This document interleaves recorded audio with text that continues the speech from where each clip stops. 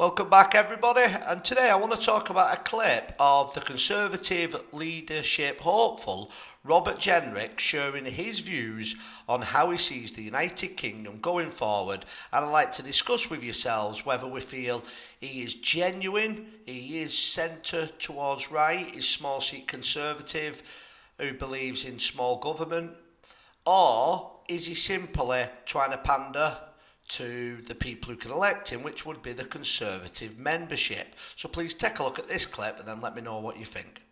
Cap set by Parliament for the first time to bring down legal migration in this country to the tens of thousands or even less. On illegal migration, I want us to leave the European Convention on Human Rights as the only way in which we will secure our borders, end illegal migration, get the dangerous foreign criminals and terrorists out of our country. I also want us to get real growth going again in this country with cheap and reliable energy, giving our young people real skills, not just low-value degrees, getting people off welfare into the dignity of work, and building homes for young people. And I want to fix our public services, building a small state that actually works, not the big one today that keeps on failing, in particular in the NHS, empowering the good managers, getting rid of the bad ones so we can deliver a good quality service to the patient and protect the taxpayer. That's what I offer, not just platitudes, not more disunity and division going off down rabbit holes, but really addressing the big challenges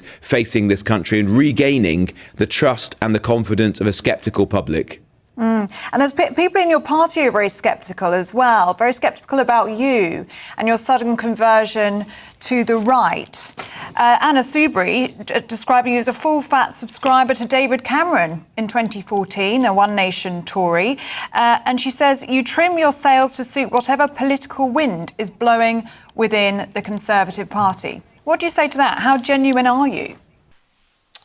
So there we see Robert Jenrick, and the first thing to point out is how Robert Jenrick comes across very well spoken, very sensible, very likeable, with rather good policies. But what I'd like to talk about today is, are the policies that we're seeing from Robert Jenrick how he truly feels, or are they policies that he knows will go down well with the Conservative membership in order to become the next Conservative leader?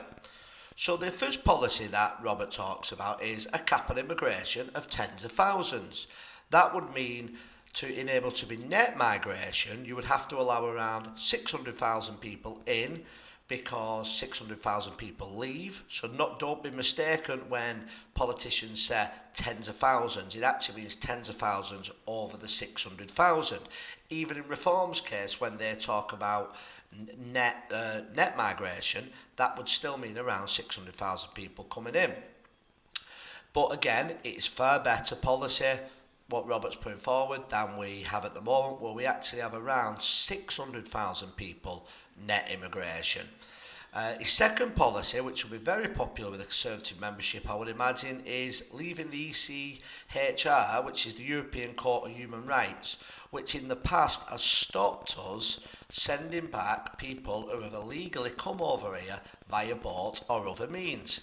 It has also stopped us from sending people back who have come over here illegally and then committed crimes, because we still come under that court system, although we left the European Union, which most people find absolutely ludicrous, but very few politicians will actually come out and say that they will 100% leave. Robert Jenrick was the only person from the Conservative Party who actually said he would leave.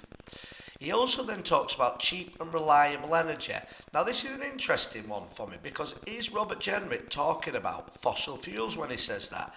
Now certainly that would be music to my ears. I believe that we should be using fossil fuels until we get better technology.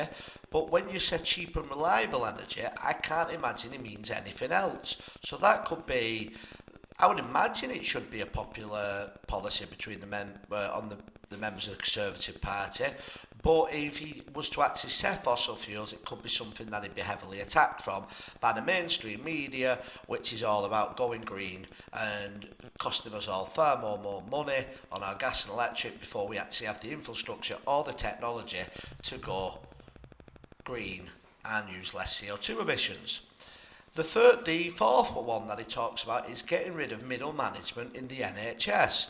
Again, that's a very popular view amongst everybody in the country, left from right. We all know that there's far too many civil servants, far too much money, far too big of pensions, who are draining money out of not only the NHS, but the police force, councils and every other public body that we have. He talks about small government, again, very similar. Small government in not having as much influence on our lives. That's definitely going to be appealing to the libertarians, which I certainly am. And again, cutting middle management, and also as not just middle management, we have a lot of directors of councils and we have senior management who are on absolutely ludicrous pay packages, sometimes over £200,000 a year.